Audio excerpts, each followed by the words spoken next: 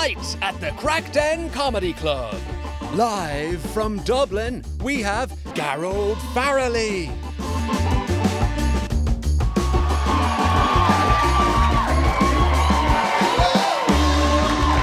This is nice. Are you good? It's wonderful to be here. My name is Gearoid. I do have to start. I am off the market. I'm in a long-term relationship. I'm gay, like. What an act of homophobia that laugh was. I think Ireland's better now. It's better. It's good to be gay in Ireland. It could be better, but I think it's better than it was. I think that we're starting to forget how shit it used to be, though, if you were gay. Because it used to be proper bad to be gay in Ireland. It was illegal until 1993. That was the year we won the Eurovision Song Contest for the second year in a row. Obviously, somebody in government just thought, feck it, in for a penny, in for a pound. Because before that, if you were gay, they could put you in prison. Because that'll fix it. Nothing gay happens in prison. You're feeling a bit gay, are you? We'll go into a cell there with Harry Brandon. That'll sort that out. I don't like the way we love a bit of misery in Ireland. Did you notice that? We love to be miserable in Ireland. I think the one thing that really exemplified that for me was, do you remember second year of the pandemic when we all didn't know if we were going to live or die? I remember during the pandemic, the night I tapped out of news, the night I said, no more news now, enough is enough, Gearoid, full up, thank you very much. That was the night the 6 o'clock news had Louise on. Now, I'll never forget Louise to my dying day. This was early in the pandemic, right? We didn't know whether we were going to live or die. Why was Louise addressing the nation on the 6-1? Louise's driving test had been cancelled. And Louise was kicking off. She was standing on her porch in a little pink anorak without a shred of self-awareness, right? She's like, I think it's desperate. What are the government doing? I think it's desperate. And it was one of those reports where you knew it was going to be a load of shit, right? Because it was one of those ones, where they go over to the Midlands correspondent.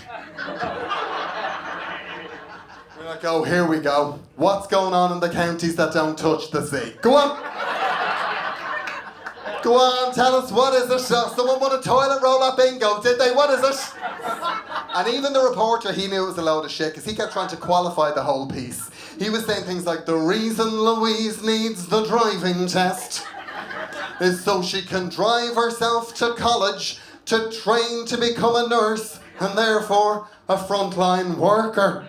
I thought, now hold on a second. That's a bit tenuous if you don't mind me saying. For a start, nursing is a 4-year degree. A pandemic is 2 years. The look of Louise, she's not going straight in. Louise has 2 years in a PLC learning to wipe an arse before anyone puts that near a ward. At one point during the pandemic, I was so crazed. I never thought I'd do this again. I was like, do something else, Gearoid, something else. I took up carpentry, right? I decided to take up carpentry. Right now, it takes a lifetime to be good at carpentry, right? It's very, very difficult, right? I watched 2 YouTube videos. I thought, I have it. I know what I'm doing, right?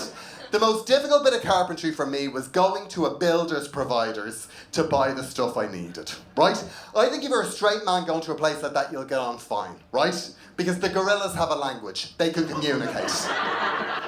I think if you're a woman or a gay man, you're absolutely screwed, right? I went in, I had a list of everything I needed. I didn't need half of it, but they sold it to me anyway. It came to 600 quid for 4 drawers. 600 quid, they saw me coming, right? Now, I didn't realise in that situation, you don't give them the money over the counter in the builder's providers. Oh, no, it gets infinitely worse. They give you a docket, and then you've got to go around to the warehouse to deal with the real man. You know those men? The ones that wear high vis and nobody says why? You have to deal with them. Now, whenever I have to deal with those men, I always try to butch up, right? And whenever I try to butch up, I just get gayer. It's just holy God's way of saying accept yourself, Gearoid, right? I went around, I gave my docket to one of the men, he went off to get the stuff I was buying, and I was left with the other man who was making what I thought was casual conversation, right? He was just saying things like, huh? And I was just responding. He said, so what do you drive? Now, I've been gay for 20 years, I'm absolutely brilliant at it. I drive a Mini Cooper. Thank you. Women drive Mini Coopers and gay men drive Mini Coopers. And every so often a man that just hasn't come out yet also drives a Mini Cooper. He asked me what I drove, and for some reason that I don't understand, I said, a Golf! I've no idea why I said it. I don't even know if a Golf is a straight car, right? As soon as I said it, I was having a little emotional crisis in the corner. Why did you just say that, Gearoid? What's going on for you? 20 years of personal development down the toilet, that's what that is. While I was having my little crisis, the man came back with the stuff I was buying, and they started to walk to the only Golf in the car park. And I could feel my heart going, you need to fix this, Gearoid, now fix this quickly, fix it quickly. I didn't fix it in time, they looked at me for the keys. I absolutely crumbled. I said, sorry now, sorry. I'm not in the Golf. I'm in the Mini Cooper. I took my wife's car.